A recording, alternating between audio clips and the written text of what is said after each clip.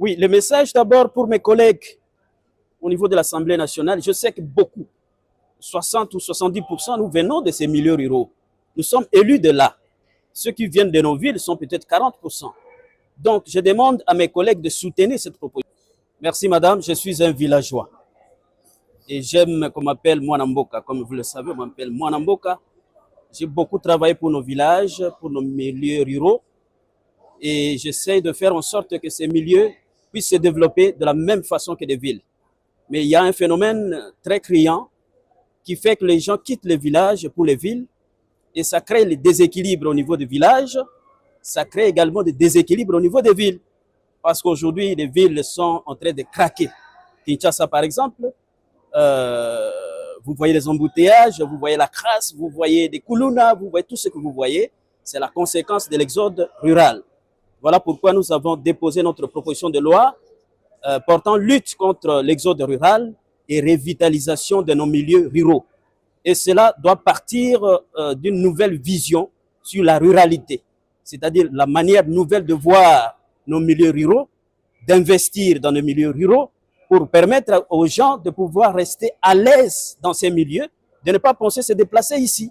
Et cela permettra à ce que nous puissions avoir le développement de manière harmonieuse et non un développement à double vitesse comme aujourd'hui. Oui, na beaucoup c'est ndenge na botiko loba nazali mwana mboka.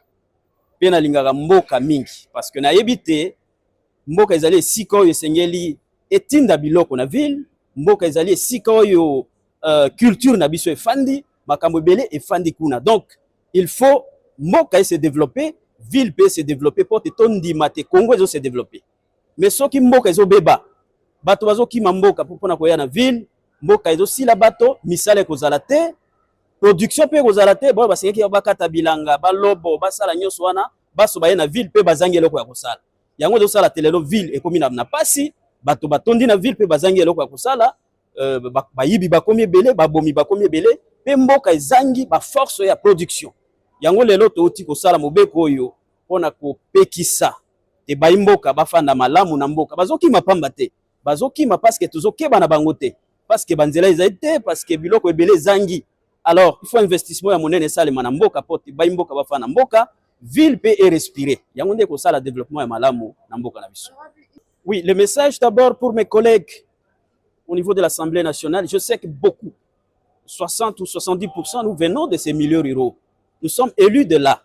Ceux qui viennent de nos villes sont peut-être 40%. Donc, je demande à mes collègues de soutenir cette proposition de loi pour que nous puissions donner quelque chose de nouveau à ceux qui nous ont élus, qui sont dans des villages. Et je crois qu'ils vont les soutenir parce qu'ils sont nombreux, même ceux qui sont dans les villes. Parce que la proposition de loi soutient aussi les villes à les désengorger. Et pour la population, c'est de pouvoir d'abord croire en nous, parce que nous travaillons pour eux, mais aussi de mettre la main dans la pâte. Parce que le développement, ce n'est pas une donne rare, c'est-à-dire on donne le développement, non. On s'approprie le développement. Donc, la population villageoise rurale doit d'abord aimer d'être villageois comme moi.